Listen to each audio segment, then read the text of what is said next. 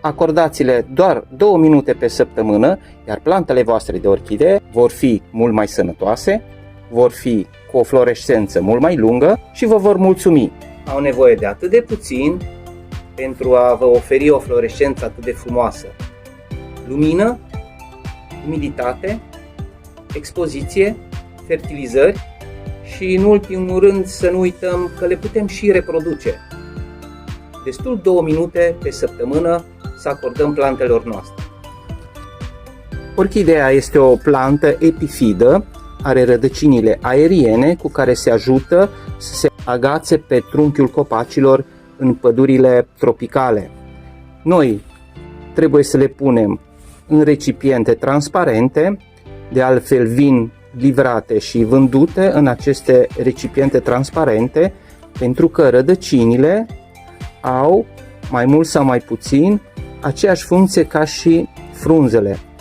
E drept, absorb umiditatea pentru a se putea hrăni, dar totodată au și un rol pentru a face fotosinteză. Un ghiveci ornamental care va produce foarte multă umbră înăuntru le pot face să sufere. Nu mai reușesc să facă acea fotosinteză de care vă vorbeam.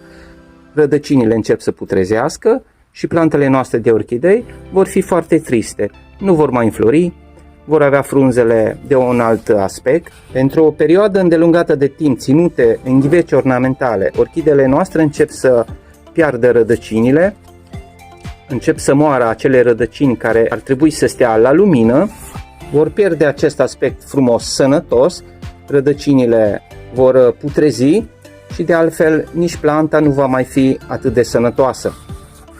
Putem renunța cu ușurință la aceste ghivece, pentru că, uitați-vă, ele sunt foarte frumoase și așa. Au un aspect foarte plăcut, o culoare foarte plăcută a rădăcinilor. De ce să le ținem la întuneric? De ce să le facem să sufere? Poziționăm plantele noastre de orchidee într-un loc bine luminat, unde este foarte multă lumină, dar nu în fața soarelui direct. Dacă avem posibilitatea să lăsăm la soarele acel blând de dimineață sau la asfințit, îi face foarte bine. Dar dacă o lăsăm la miază, când soarele este foarte puternic, în fața geamului, frunzele pot să se ardă, plantele încep să sufere. Udăm plantele noastre întotdeauna într-un mod foarte simplu, prin scufundare. Ne luăm un castronel, apă la temperatura camerei, posibil apă demineralizată. Trebuie să ținem cont că o apă rece de la robinet poate să provoace stres termic. Pentru cei care au posibilitatea să folosească apă de la ploaie, este și mai bine. Facem metoda prin scufundare, este destul câteva secunde, 10-15 secunde. Avem grijă apa să nu ajungă la frunze, pentru că este posibil ca apa care rămâne acolo, apa stagnantă, să putrezească frunzele. Vedeți aici? Frunzele sunt foarte închise, nu lasă apa să se scurgă. Dacă rămân stropi în această zonă, ele vor putrezi, ca în cazul de față. După 10-15 secunde, ridicăm ghiveciul, îl lăsăm să se scurgă. După ce suntem siguri că s-a scurs toată apa, îl punem în tăvița noastră și poziționăm orchideea la locul ei obișnuit. Imediat culoarea rădăcinilor își vor schimba culoarea din gri, argintiu, în verde. Când rădăcinile sunt verzi, înseamnă că orchideele noastre nu au nevoie de mai multă apă, nu au nevoie să fie udate. Aici se văd clar diferențele de culoare. Gri argintiu, iar acesta este un verde închis. Această plantă trebuie să fie udată cât de curând, aceasta este udată mai înainte. Că nu suntem familiarizați cu această tehnică, trebuie să știm că iarna udăm plantele odată la 2-3 săptămâni în funcție de umiditatea pe care o avem în casă, iar vara udăm odată la săptămână, prin metoda pe care v-am arătat-o, prin scufundare. Vara, când este foarte cald, nu nebulizăm frunzele, pentru că este posibil ca stropii de apă să se scurgă la aceste încheieturi și, cum v-am arătat, poate să putrezească. Atunci putem să luăm o bucățică de șervețel umed sau o bucată de bumbac și să le ștergem ușor. Vor fi mai curate, mai lucioase, mai frumoase și mult mai sănătoase. Pentru a avea o înflorescență cât mai lungă, cât mai bogată, au nevoie și de fertilizanți. Fertilizarea se face foarte simplu.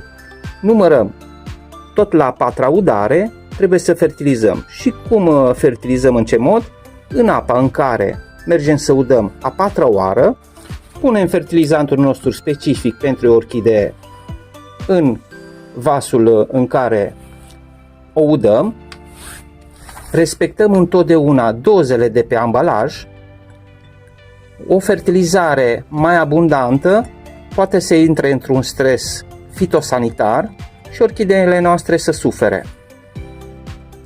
La fel ca și la udare, este suficient să scufundăm vasul de la orchidee, îl scufundăm pentru 10-15 secunde și fertilizarea este făcută. Acest tip de fertilizant în fiole este și mai simplu, pentru că durează pentru 3 luni de zile. Este suficient o fiolă la 3 luni de zile. Pur și simplu îi rupem dopul, aici are o găurică, întoarcem cucurul în sus și o introducem pe aici printre rădăcini, printre această scoarță de pin. Cultivând în mod corect, florescența poate să dureze 2, 3, chiar și 4 luni de zile. Înflorește de 2 ori, chiar și de 3 ori pe an, cu o cultivare corectă. După ce a pierdut florile, pentru a restimula înflorirea, repornirea tijei de floare, va trebui să tăiem la al doilea nod, deci avem 1, 2, deasupra tăiem tija. Vedeți că aici este tija veche, am tăiat-o, nu a repornit de la tijă, dar planta a fost restimulată să plece, să pornească cu alte tije de florescență. Netăind tijele, lăsându-le lungi cât au fost, e posibil ca plantele să ne facă cadou mici plante de orchidee, să se autoreproducă.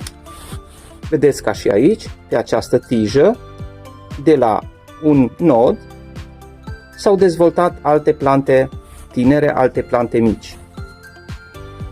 Este un proces foarte natural, nu este niciun fel de secret, nu trebuie să punem nimic la plantă.